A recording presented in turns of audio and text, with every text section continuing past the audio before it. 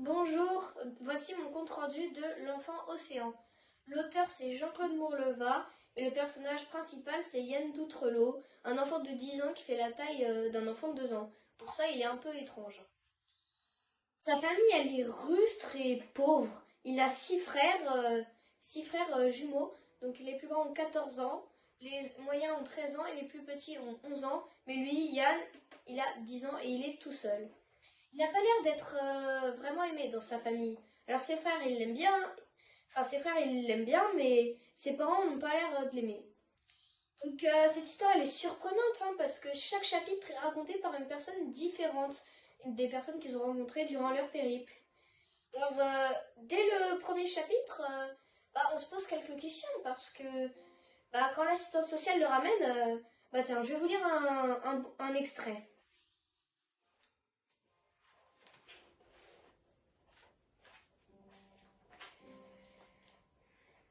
Depuis, je revois sans cesse ce visage, enfin levé vers le mien, ses yeux plantés droit dans les miens.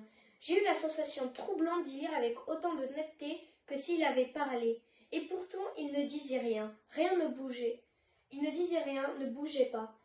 J'y ai lu un reproche d'abord. Bravo, vous avez fait du joli travail. Mais tout de suite après un remerciement. Vous avez été gentil avec moi, et puis vous ne pouviez pas savoir. J'essaie de me persuader qu'il n'y a eu que cela, mais je sais bien que c'est faux et que ses yeux disaient autre chose. Criaient autre chose, et que ce qu'il criait c'était au secours. Je ne l'ai pas compris ou je n'ai pas voulu le comprendre. Je me suis dit qu'on verrait ça plus tard, que cela faisait partie des choses qu'on peut remettre au lendemain. Mais il n'y a pas eu de lendemain. Donc déjà là, on se pose quelques questions. Pourquoi il n'y a pas eu de lendemain? Donc, et puis c'était assez étrange. Enfin, il ne parle pas, mais comme s'il parlait, juste en regardant dans ses yeux, tu peux y lire des phrases en fait. Donc, comme je l'ai dit tout à l'heure, il manque d'amour en fait. Sa famille, elle est rustre et pauvre. Et du coup, un soir, il va se lever et il va entendre ses parents dire demain, je vais les tuer tous les 7. Alors, il va vite réveiller ses frères et dès que les parents se sont couchés, ils vont s'enfuir dehors. Mais sans rien. Du coup, déjà là, ça commence à être un peu intriguant. Parce que les parents, ils veulent les tuer, donc tu commences à te demander pourquoi. Mais ce livre, il est... Enfin, tout au long de... Ils vont se diriger droit vers l'océan, mais ils vont se faire aider par plusieurs personnes. Par exemple, ils font de l'autostop et des gens les prennent, ou ils volent des billets de train pour prendre le train à un moment.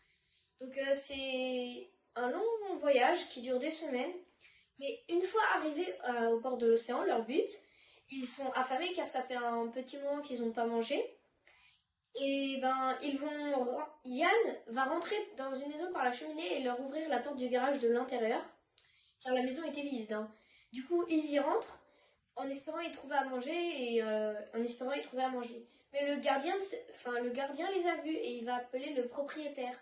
Le propriétaire, un homme cruel, va les enfermer dans cette maison. Au bout de 3 jours, sans manger ni boire, car le propriétaire aussi coupait l'électricité et l'eau courante, et au bout de 3 jours, ils vont enfin trouver un téléphone portable pour appeler, et Yann va appeler leurs parents qui voulaient les tuer. Mais une fois que les parents sont appelés et que les ambulanciers vont arriver, il dit à ses frères qu'en fait les parents ne voulaient pas les tuer eux, mais tuer 7 chats qui vivaient dans la remise. Mais lui, il ne voulait pas que les chats meurent et c'est pour ça qu'il leur a menti, pour protéger les chats. Donc, quand les ambulanciers arrivent, les frères ils vont monter dans l'ambulance, hein, parce qu'ils sont très affamés, affaiblis, et ils sont assoiffés aussi. Et ils vont monter dans cette ambulance. Mais Yann, lui, ne va pas monter, car il s'est caché avant. Et donc là, l'histoire se termine, et on se pose plein de questions.